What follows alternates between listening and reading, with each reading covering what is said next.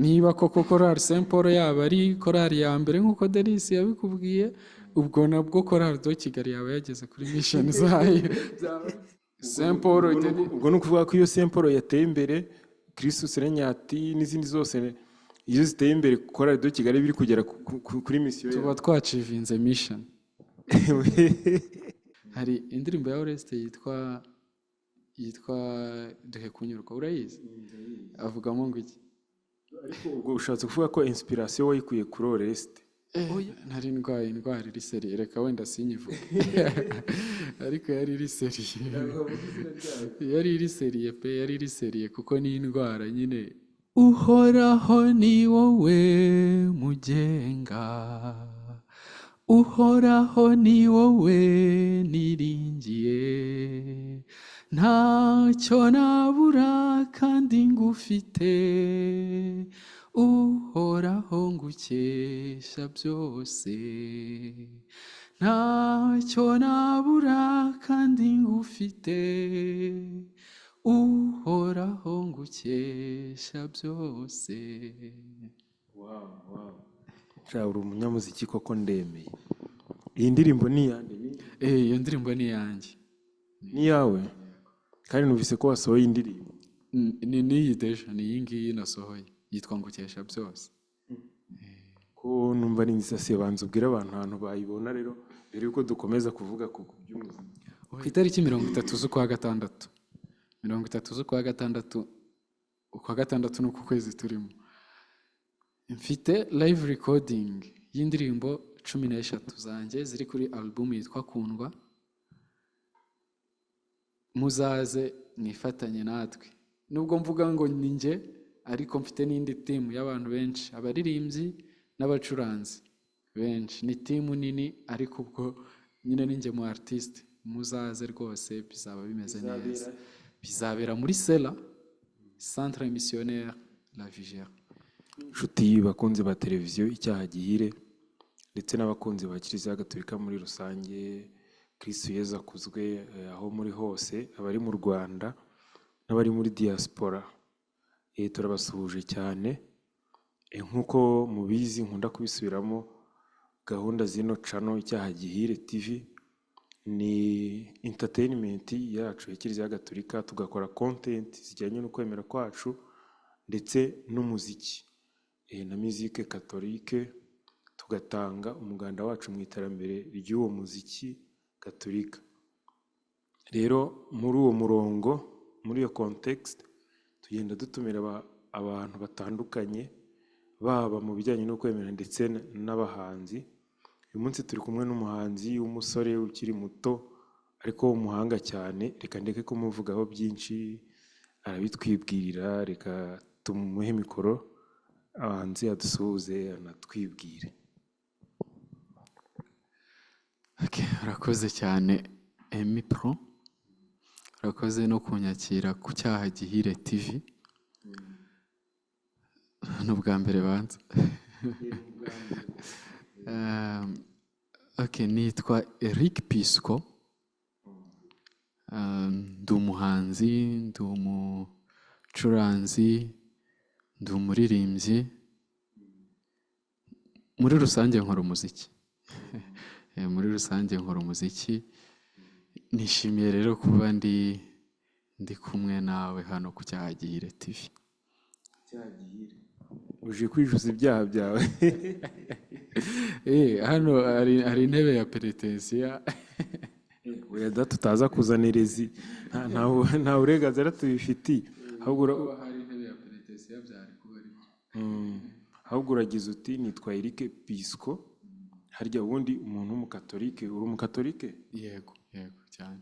Mwese ko tuzi ko abakatolike akenshi ufite amazina harimo n'iri Kristo n'iri Nyarwanda. We ubwira Inyarwanda n'iri nk'umuhanzi nitwa Eric Pisco, ariko amazina yanjye yose ni Eric Pisco Hakizimana. Iry'Ikinyarwanda rero ni Hakizimana, iri Kristo ni Eric, Pisco ni izina rya gatatu. Rirya gatatu yandi yateye, nkuko nanjye nitwa Emi Pro. Oya. Njyewe Pisco nyine nitwa Eric Pisco Hakizimana, niyo mazina ari ku byangombwa byanjye. iyo nta yawe y'ababyeyi bakwise. Ababyeyi banyise. Wow. Uvuze ko uri umukristo ubwo Eric Pisco si ubwo ni wowe mutagatifu byakomotse? Kera reka ngusetse n'abadukurikiye, njye mvuka ahantu hitwa muri paruwasi ya Shangi, umukristo yaje kubatirisha umwana padiri mukuru, reka muvuge ndanamusuje, yitwa Alexis Nshimiyimana, rero padiri mukuru. Uramubona, aramubaza ngo se umwana wawe urifuza ko azitwa nde? Ndifuza ko azitwa Coaster. Icyo gihe Coaster nibwo zari zicyaduka. Padiri akubita igitwenge aramubaza se ubwo Coaster ni uwe mutagatifu? Ushatse kuvuga ko Pisco bifite aho bihuriye na Coaster? Oya, Coaster ahubwo umusaza aramubwiye none se abatagatifu bose barashize n'abandi bazabaho. Anyway, ubwo se wowe nuhe umutagatifu? Ni Eric, mutagatifu Eric. Pisco nta mutagatifu rifite, ni Pisco nyine gutyo, nta mutagatifu rigira, nk'uko Hakizimana nta mutagatifu rigira. Niba ujya uganira n'ababyeyi bawe se bakubwiye ko Eric, umutagatifu Eric ari ukwezi bahisemo kumukwitirira? Well, ntabwo bambwiye impamvu bahisemo kumunyitirira, ariko nzi mutagatifu Eric uwo ari we. Nzi uwo ari we. Uranamwiyambaza? Ni umuntu, umwami wabayeho ukomeye mu bihe bya kera rwose, akora ibikorwa byiza hirya mu Burayi. Nuko Kiliziya ihitamo kumushyira mu bandi batagatifu yari ifite icyo gihe, kugera n'ubu baracyabyitwa abana. Ababyeyi baracyabyita abana, kugira ngo nyine tugendere ku bikorwa byiza uwo mutagatifu yakoze, natwe turebe ko twahagera ikirenge mu cye. Wowe personnellement ni iki ujya wamwigiyeho mu buzima bwawe, mu Eric bwawe?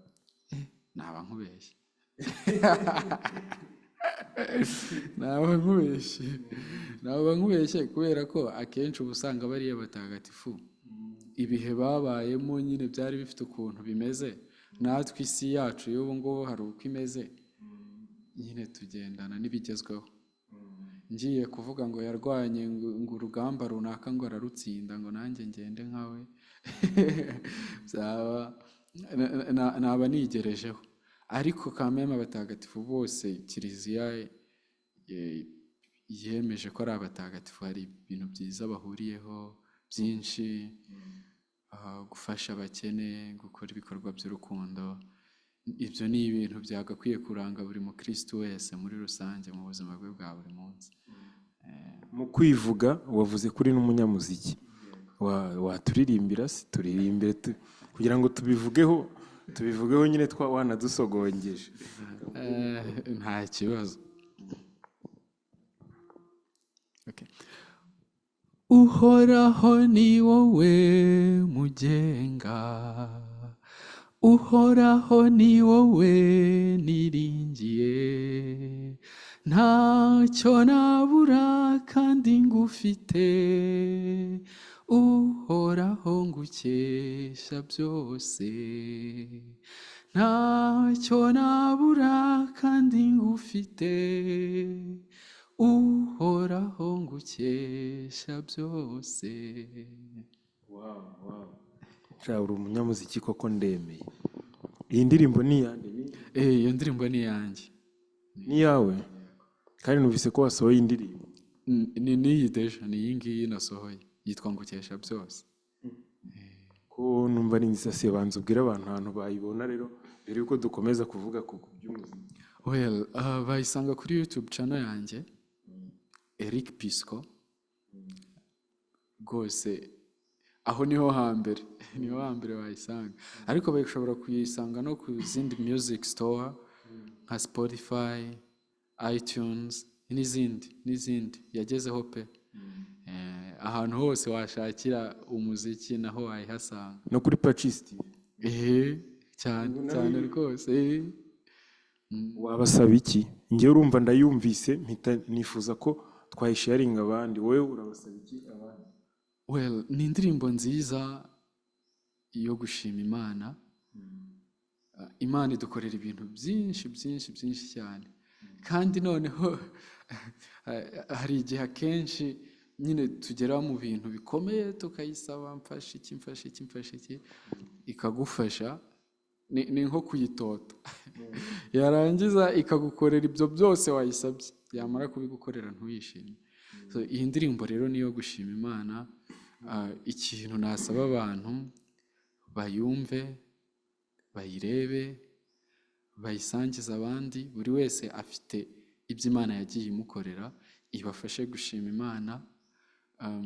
Kandi nyine uretse no kubyumva mu ndirimbo, nabo no mu buzima busanzwe bagiye bashima Imana. Ikindi kandi bananshyigikire. Hari n'izindi nyinshi, hari indi iriho kuri YouTube channel yanjye, hari n'izindi zizagenda zizaho nyuma, zose ziri muri uwo mujyo. Inyinshi ndi gusohora muri iyi minsi ziri muri uwo mujyo wo gushimira ibyiza Imana yadukoreye. None se Pisco, uravuze uti ni indirimbo yo gushimira Imana, ngo kenshi ngo hari igihe ngo Imana tuyitoteza tukayivuzaho induru kugira itugirire neza, yamara kubitugira ngo tukiturize. Wowe nyine kandi akenshi abahanzi bahanga ibintu nyine baba bafite inspiration. Niki cyako inspire se mu buzima bwawe wigeze ugira experience yo gutoteza Imana kugira ikugirire neza, urangije uratandukira?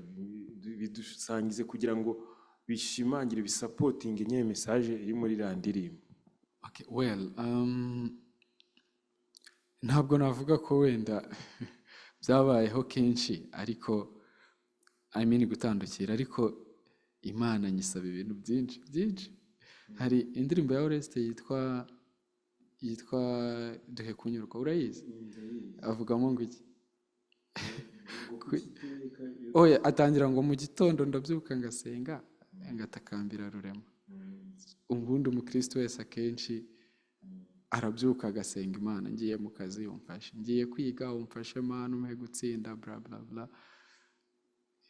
Mu gitondo nkabyuka ngasenga ngatakambira Rurema, nijoro ngatakambira, nkamusaba ibyo nkeneye byose. Ibyo abakristo twese turabikora, yewe n'abatari abakristo. N'umujura burya ajya kwiba agatakambira Rurema ngo mfasha simfatwe, nubwo ntazi niba Imana yimufashije ntafatwe, ariko akiba. Sinzi ubwo ikiba cyabaye hagati aho, ariko nyine nasabye Imana ibintu byinshi byinshi cyane. Ariko ubwo ushatse kuvuga ko inspiration wayikuye kuri Oreste? Oya, nayikuye kuri njye. Nyine watubwira kimwe, dusharinga kimwe, tuba dushaka ibintu nyine bifatika, nyine tubwira nk'akantu kakubayo mu buzima bwawe nyine washingiyeho, nyine nubwo ari byinshi ariko dusangize kamwe. Okay, well, icyambere, iyi ndirimbo nayihimbye niga muri secondaire mu wa 5. Abo twiganye muri groupe officiel Butare ndabasuhuje, niho nigaga. Icyo gihe rero abanyeshuri akenshi ibintu baba bafite byo gusengera n'amasomo, mpa gutsinda, mpa kugira gute bla bla. Rero twari dufite umwarimu wahatari. Abize mu seminari ku Karubanda muri Virgo Fidelis baramuzi, yitwa Keba. N'abize mu Ndatwa baramuzi, yitwa Keba. Yari atumereye nabi cyane, yari yaraduhaye syllabus ya page nka 400 ya organic chemistry. Aturi bubi. Rero icyo gihe nkajya mbona nkareba ibintu nkabona njyewe nta kintu nakimarira muri ibyo bintu, muri ayo masomo. Yes, ntabwo nari umuswa, ariko byari bikomeye pe, byari bikomeye. Noneho kongeraho na methodology twabyigagamo. Icyo gihe rero nasenze Imana ndayibwira nti, Mana yanjye mpa ibi bintu mbirenge. Uyu mwarimu runyize uyu mwarimu kabisa, nzagushima. Mba ndabirenze, njya no mu wa 6 gutyo. Ariko nkimara gupasinga iryo somo nibwo nahise ngira inspiration. Nahise ntekereza icyambere, igitero cya mbere kiravuga ngo nasenze ndwaye urangoboka. Hagati aho mbere yo mu wa 5 nari nigeze kurwara bikaze, njya mu bitaro nkajya nsaba Imana, Mana uzampe gukira kabisa, ndumva ndembejwe. ndakira sinabyitaho, hazaho icyo ngicyo cyayo wari urwaye iki? nari ndwaye indwara iri seriye, reka wenda sinyivuge ariko yari iri seriye, yari iri seriye pe, yari iri seriye kuko ni indwara nyine yamajije mu bitaro nk'ukwezi, reka sinyivuge. Imana kuba yarayigushyije nabyo byagabanya. Donc icyo gihe ntabwo nabitekereje nkiva mu bitaro nyine maze gukira, sinabitekereje. Nigaga mu wa kane njya mu wa gatanu, mu wa gatanu nsenga Imana nti rwose mfashije isomo ndi passing, ndari passing, nkimara kuri passing mpita mbona ariko ushobora gusanga iyi Mana iri seriye mu buryo ngewe ndabitekereza, kubera iki ikintu cyose nyisabye igikora, ndi icyo ubundi aho ngaho mpita nibuka ko umwaka ushize nabwo icyo gihe nyine umwaka wabanjirije ubona ari ndimo, mpita nibuka ko nayititirije nti mpagukira iyi ndwara ndakira, nibuka ko intambukije ayo masomo ndavuga nti uko byagenda kose harimo akantu. Nijoro ndyamye, muri iryo joro ngiye kuryama numva melody iraje, ofete yaje ivuga ngo ntacyo nakuburanye uhoraho ngukesha byose, ntako kaje. None se Pisco, dusubiye inyuma gatoya, ubwo tuvuze ku muziki, watubwiye kuri n'umuririmbyi n'umucuranzi, uririmbira mu iyihe korali? Well, ndirimba muri Chorale de Kigali, naririmbye no mu zindi nyinshi ariko ubu ndirimba muri Chorale de Kigali, ni nayo ncurangira. Ofite muri Chorale de Kigali ndimo nk'umucuranzi nta kurusha uko ndimo nk'umuririmbyi. Urimo nk'umucuranzi, ubona muri Chorale de Kigali se ndabaza ubona ari uhe muganda watanze ku buryo iyo utazamo nyine hari icyo bari guhomba?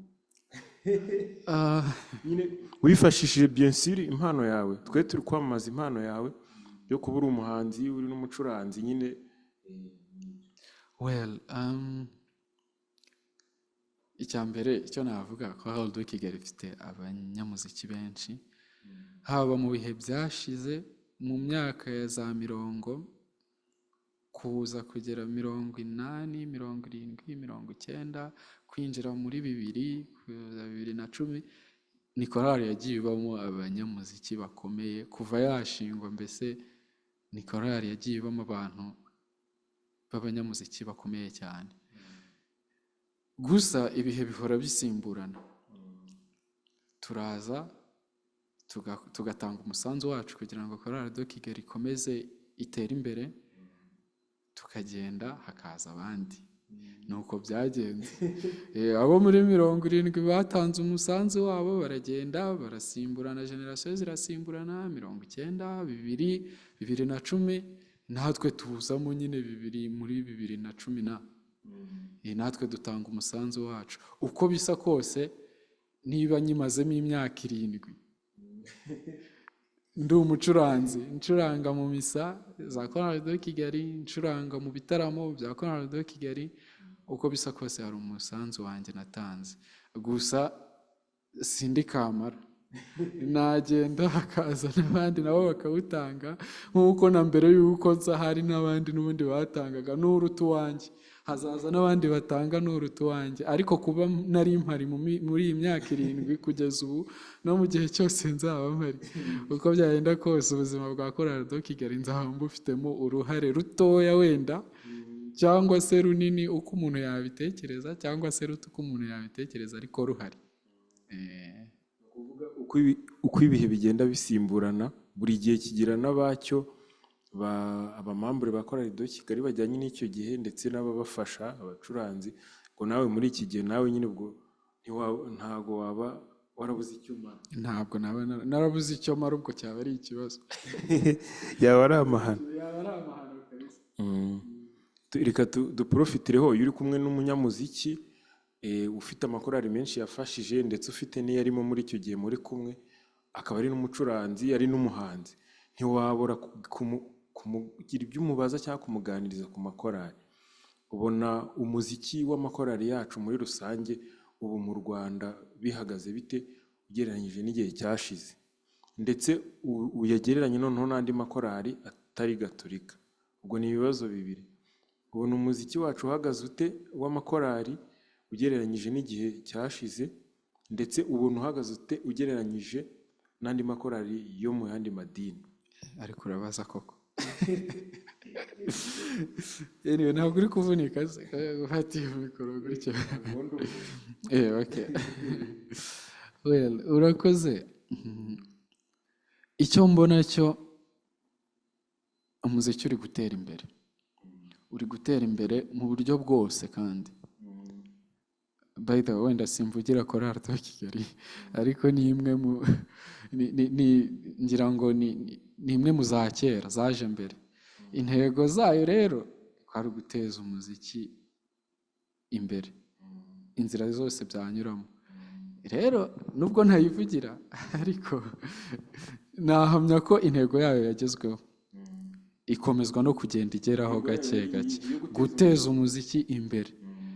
Abantu bakava ku rwego runaka baririmbiraho bakajya ku rundi rwego rwisumbuyeho. Ubu rero ngereranyije, korali de Kigali niyo yihagarariye umuziki wo mu Rwanda. si uko mbivuze, ni uko ariyo ndimo nyirimo, ntabwo ari uko mbivuze gusa. Niyo korali ndimo, niyo korali nzi neza misiyo yayo, niyo binyoroheye gutangiraho referanse. So ntabwo nyivugira, ariko rero navuga ko umuziki muri rusange wateye imbere. Sinshaje mu muziki, ariko nta nubwo maze imyaka mikeya. Byaterwa na referanse, byaterwa n'uvuga, kuko namenye gusoma amanota 2011. Bivuze ngo menye gusoma amanota kugeza ubu harimo imyaka 13. Nanyuze muri korali nyinshi, nabonye izindi nyinshi. Umuziki pe wateye imbere.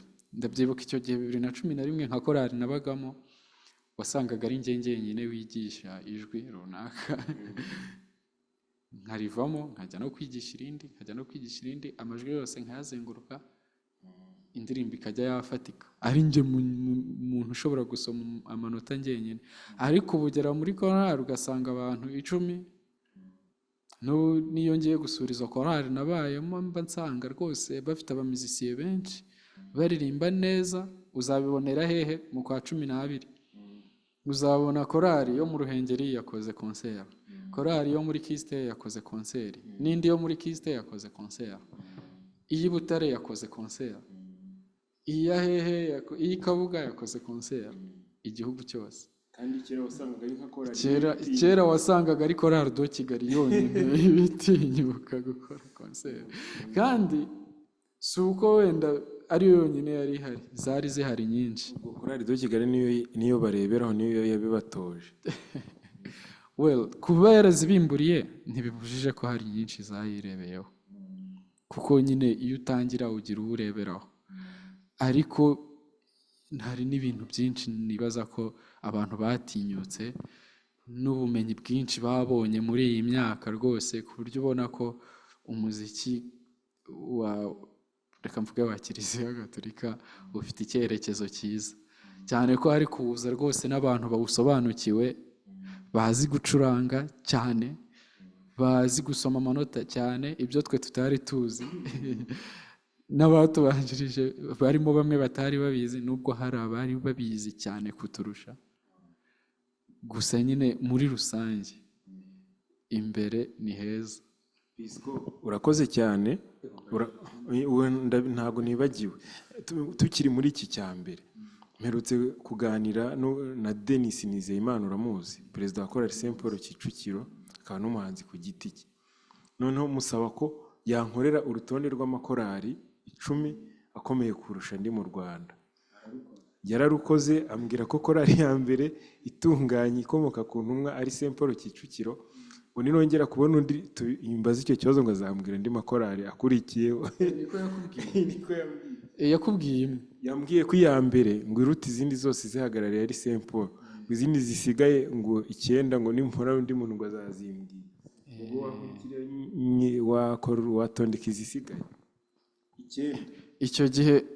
Icyo gihe birasaba ngo umpe kiriteri yangenderaho.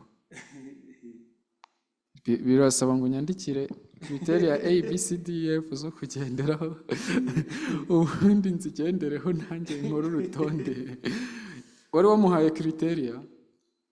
Uziko ntari nazimuhaye we yapfuye kunsubiza. Icyo gihe rero ntabwo nabibasha. Numpa criteria ndabibasha, ariko mu gihe utarazima kuko hari korali irusha izindi, hari korali wenda ishobora kuba irusha izindi ivuga ati ni korali y'abakarismatike, iyo turirimbye indirimbo rwose za roho mutagatifu turanyurwa. Indi korali ikaba ari korali, nyine korali ntabwo zigira misiyo zimwe. Nakubwiye misiyo ya korali de Kigali ni uguteza umuziki imbere, atari uwa korali de Kigali.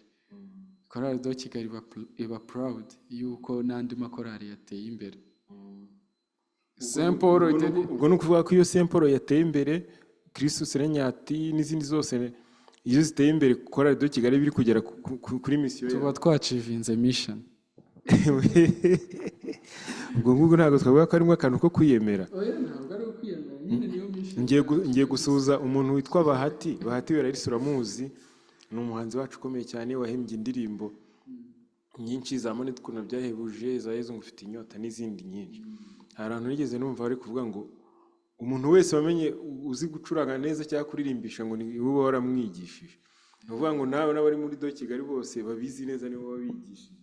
Unfortunately Bahati Werarisi, unfortunately ndamuzi kuri kopi z'indirimbo no ku mavideo, ariko ntabwo turahura.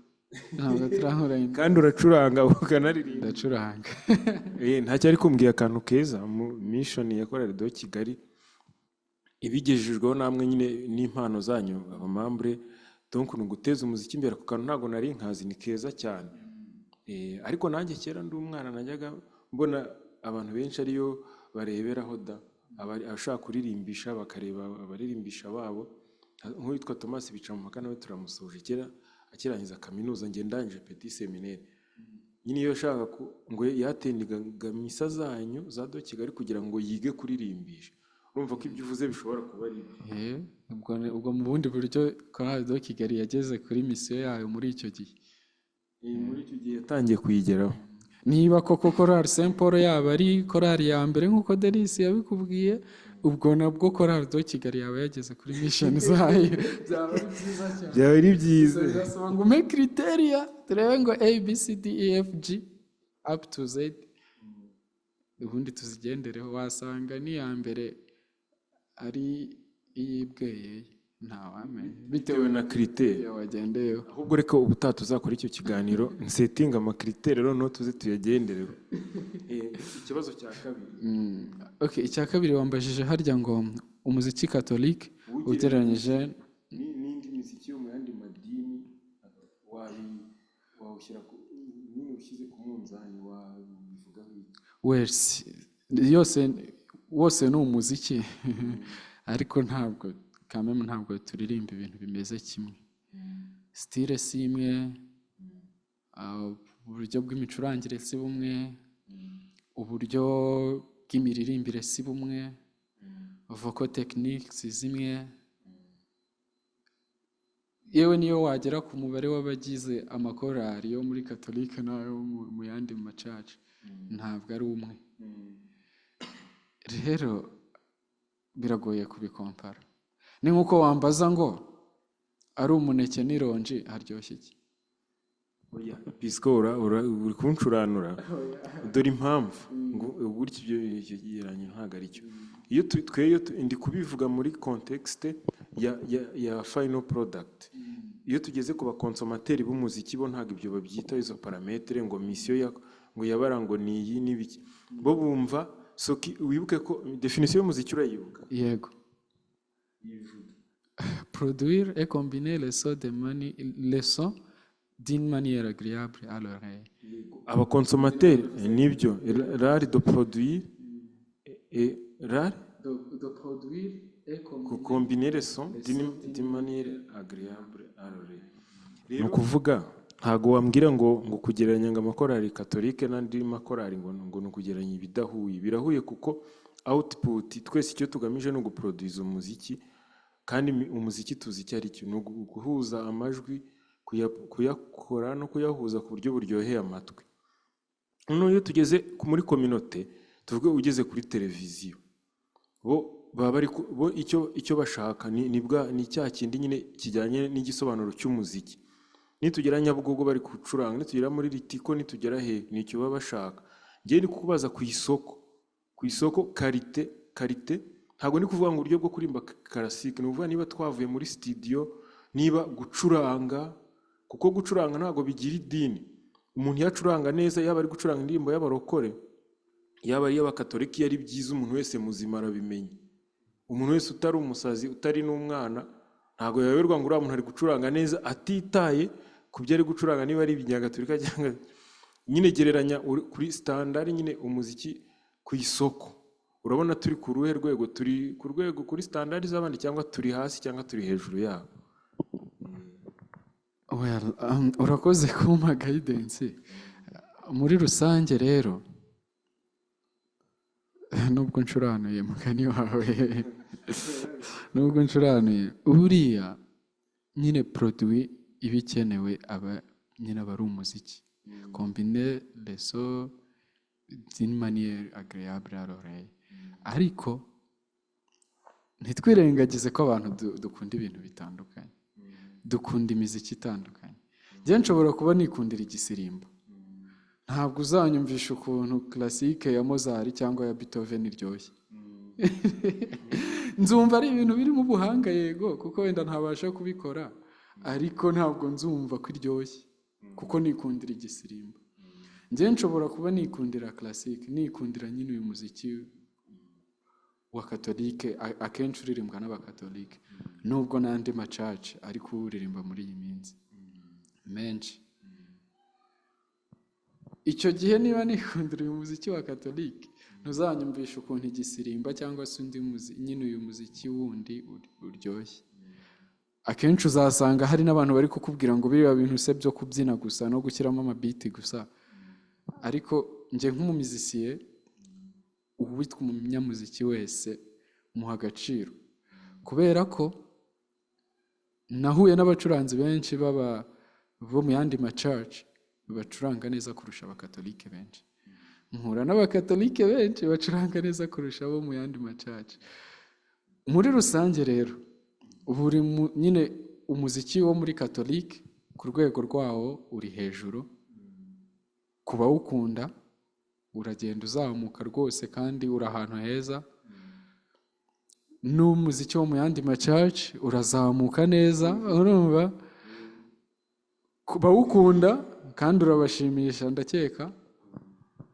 Ariko wazanyemo akantu ngo ko kuri market ko gucuruza. Sorry to say, ariko nyine abantu benshi bo muri katolike twatinze kwinjira muri digital world. Abantu abaririmbyi, amakorali yo mu yandi macaca atari katolike yinjiye muri digital world mbere yacu. Gushyira ibihangano byabo kuri YouTube, kubikora neza muri studio bikagira quality nziza nyine umuntu yifuza kumva akongera akayumva bwa gatatu cyangwa bwa kane. Baradutanze kubyinjiramo, kubishyira no ku izindi musical platforms nka za Spotify, iTunes n'izindi. Baradutanze, ariko ntibivuze ko dufite quality mbi. Oya, katolike nayo ifite quality nziza, n'umuziki rwose uragenda uzamuka, nk'uko nabo wenda babaye digital mbere yacu, nabo bagifite urugendo runini rwo kugenda. Ariko icyiza rero ni uko ubona ko n'abakatolike benshi navuga ngo bamaze gusobanukirwa ibyo bintu. Niba ubona ko dufite studio nyinshi zitandukanye zikora umuziki neza, uhita wumva ko nyine, kandi bagasohora ibintu biri quality, uhita wumva ko turimo turagenda tuzamuka kandi bizagenda neza. Nk'uko nabikubwiye mbere, ni heza mu muziki. Urakoze cyane kumbindikiranya. nako uvuze ko ubyumva utanze umuganda wawe, contribution yawe. None reka twigarukire kuri wowe nk'umuhanzi. Hari indirimbo waturirimbiye yasohotse uyu munsi, noneho se niyo proje yonyine umaze gukora cyangwa hari n'izindi wakora? Well, mfite indirimbo nyinshi, ni nyinshi, ariko nabonye hanze aha ngaha icyo bita umuhanzi ni umuntu ufite indirimbo ziririmbye ziri nko kuri YouTube cyangwa ahandi, kuko mfite indirimbo nyinshi nk'umuhanzi zanditse mu manota nyinshi pe, zigera muri 300, 400. Hafi aho. Iyo mvuze indirimbo ni ikintu cyose cyanditse ku manota kiriho izina ryanjye, niyo yaba ari zaburi nafashe amagambo yo muri zaburi nkayakorera umuziki nkandikaho izina ryanjye, ubwo ni indirimbo mba nanditse, indirimbo mba nandikiye umuziki. Izo rero zigera muri 400, ariko iziririmbye kugeza ubu ni 2. Hari imwe ya Pasika yitwa Alleluia Pasika yacu, turirimbire. Okay.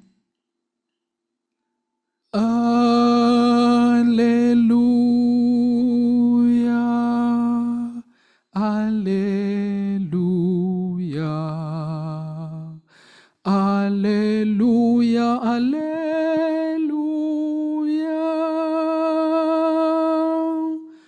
Pasika yacu ni Kristo witanze w'igitambo. Alleluia.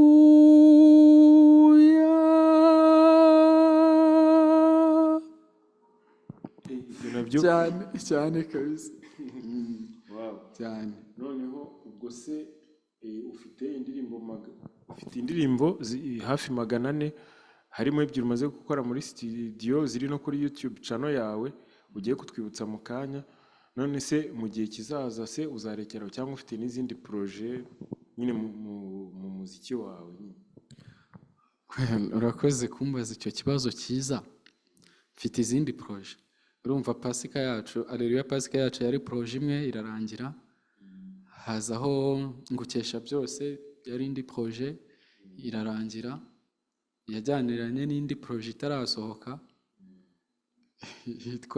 y'indirimbo yitwa Rurandenze, nayo ntirasohoka, iracyari projet irimo amagambo avuga ati Uwiteka buri gihe yonje nkugana nta nari mujye untererana, kandi koko nibyo, ahubwo umpa ibyo nkeneye byose.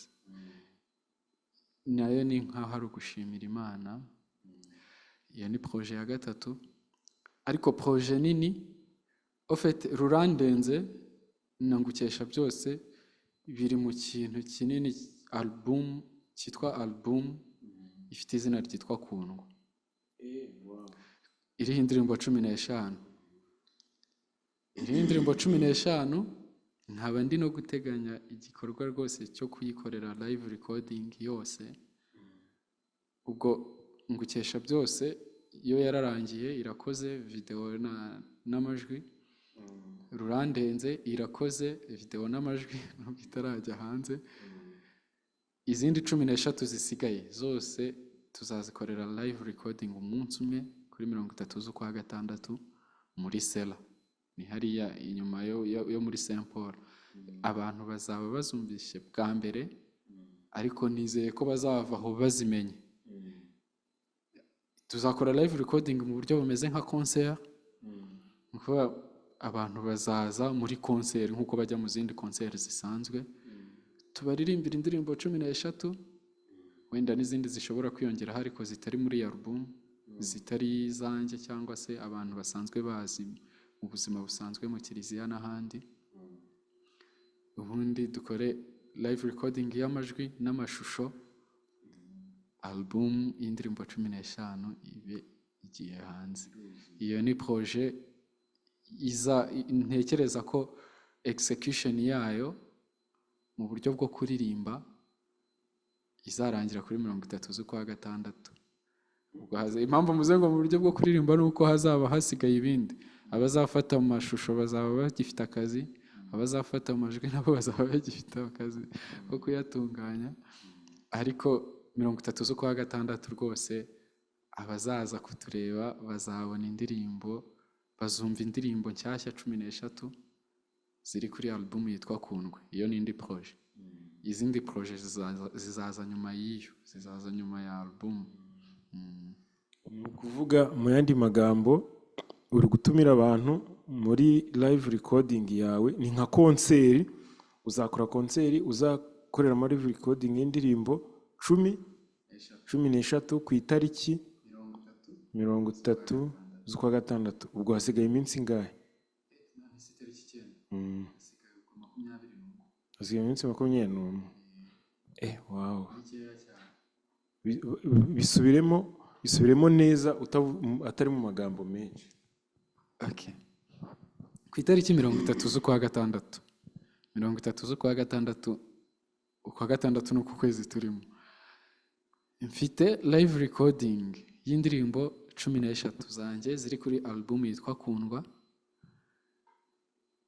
Muzaze nifatanye natwe, nubwo mvuga ngo ni njye, ariko mfite n'indi team y'abantu benshi, abaririmbyi n'abacuranzi benshi. Ni team nini, ariko ubwo nyine ni njye mu artiste. Muzaze rwose, bizaba bimeze neza. Bizabera muri Sela, Centre Missionnaire La Vigère. Kwinjira no ubuntu. Kwinjira ni ibintu bitatu. Ushobora kwinjira wishyuye 10,000, ushobora kwinjira wishyuye 5,000, cyangwa se ukinjira utanze ubundi bufasha bwinshi burenze ubwo. Hari umuntu ushobora kumva 10,000 ari make, akaba ati ngenda ashaka gushyigikira Pisco, reka muhe miliyoni nk'eshanu. Rwose nabwo byaba ari byiza. Nuko nzaba mpari nanjye. Ubuse ndi gutanga umuganda cyane kandi urenze 10,000. ubwo nahendegeje 10,000. Niyo mpamvu nanze kuvuga ngo kwinjira ni 5,000 ngo cyangwa 10. Hari n'ibindi byinshi bitari 5 bitari n'icumi. Ubwo turi gutumira nabo ku cyaha gihire, mwese muzaze muri konseri live recording ya Pisco ku itariki 30 z'ukwa gatandatu muri hoteli yitwa Sela. Ubwo ni hariya munsi ya Sainte Famille Gakeya. Ubwo ngubwo barabyumvise. Ongera utubwire ariko cano iriho ya ndirimbo, ari naho n'izindi zizaba ziri. Ari naho n'izindi zizaba ziri. Ni Eric Pisco, ni cane rwose iri mu mazina yanjye, ni Eric Pisco. Pisco ni pana ina sana cana.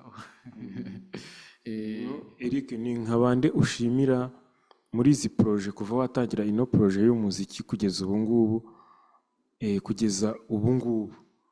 Nyine urumva ntago Kameme wabikoze wenyine, we warakoze indirimbo yenda wayanditse ku rupapuro wanaririmba, ariko ushobora gusanga hari abagufashije cyangwa bagize gute. Nta bantu washimira wa profit ugashimira? Urakoze rero. Ni benshi abantu nashimira, ni benshi cyane. Nahera kera, ariko reka mpere vuba. Ntekereza iyi projet y'umuziki, hari umuntu twaganiriye ibintu byinshi kenshi cyane, Dieudonné Muri, uramuzi. Consultance yampaye, sinzi ko nabona amafaranga nyishyura. Ni umuproducer, afite studio, akora indirimbo, bakora n'ibintu bya sound. Rwose ndamushimiye cyane. Ndashimira kandi nanone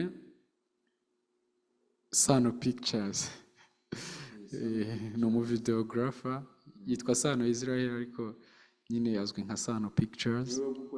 Niwe wankoreye video.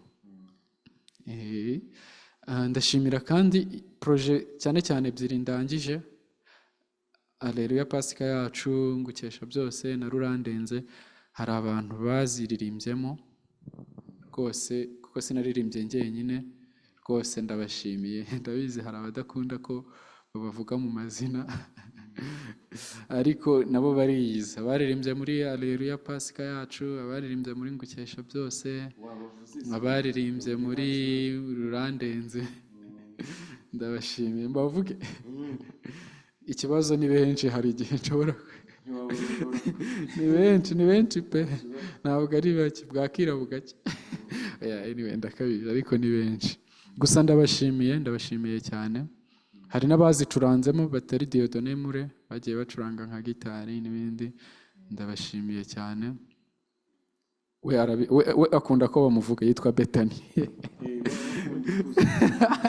Oya, ndamuvuze. Betani yacuranze acoustic nziza muri ngukesha byose. Barakoze cyane. Noneho hari n'abandi bantu turi gutegurana iyi projet ya live recording. Vraiment aho bigeze process y'ama repetition n'ibindi byose, vraiment bari kwitanga bikomeye, kandi indirimbo ni nshyashya, ni nyinshi, ariko baritanga, tukarepeta kenshi bakazifata, yaba abacuranga yaba n'abaririmba. Ikindi hari kameme n'abantu bari kugenda bantera inkunga muri iyi minsi. Vraiment umuntu wese umaze kuntera inkunga, support yawe wumve ko nyishimye cyane. Atari mwebwe ntabwo nari kuba ndi no kuvuga ngo live recording izashoboka. Vraiment buri muntu wese uzi ko yanteye inkunga ndamushimiye. Ni benshi, ndabashimiye, n'abateganya kuyintera.